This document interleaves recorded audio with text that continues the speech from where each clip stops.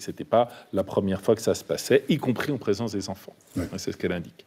Et puis, vous avez reconnu ces insultes. Et pour les menaces de mort, vous avez dit, c'est peut-être, alors vous aviez cette formule un peu particulière, peut-être que ma bouche l'a dit, mais ce n'est pas mes pensées. Bon. Et je l'ai dit. Voilà. Bon.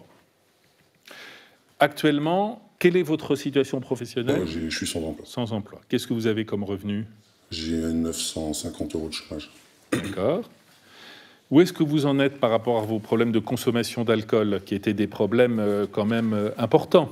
Ouais, lourd.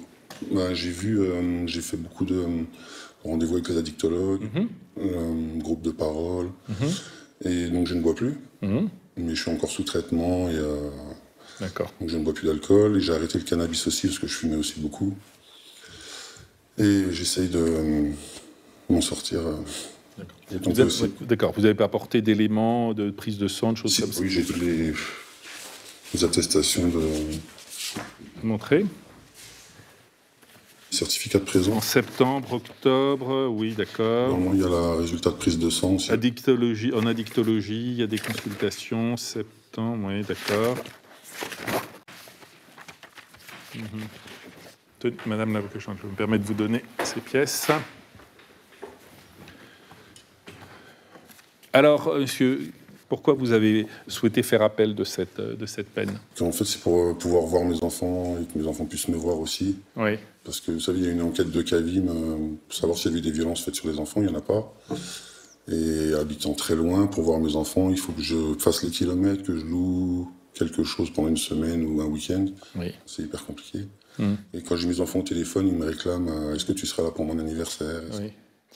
Mais vous comprenez que la difficulté, monsieur, en l'état, le but de la décision tribunal n'est pas vous priver de voir vos enfants, mais c'est aussi une mesure de protection pour votre ancienne compagne. Hein. Donc, il y a peut-être des solutions pour que vous voyiez vos enfants sans vous rendre à son domicile. Hein. Ben, c'est ce qu'on fait.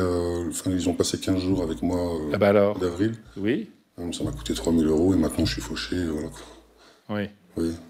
Et alors, vous voudriez quoi ? aller chez votre épouse pour rester un week-end avec vos enfants, chez elle ? Par exemple, pour leur anniversaire. Mais ça vous paraît compatible avec le fait que vous avez été condamné 2 fois pour des violences ou des menaces de mort sur elle ? C'est ce que je bois plus, quoi. Enfin, je me drogue plus, je bois plus d'alcool.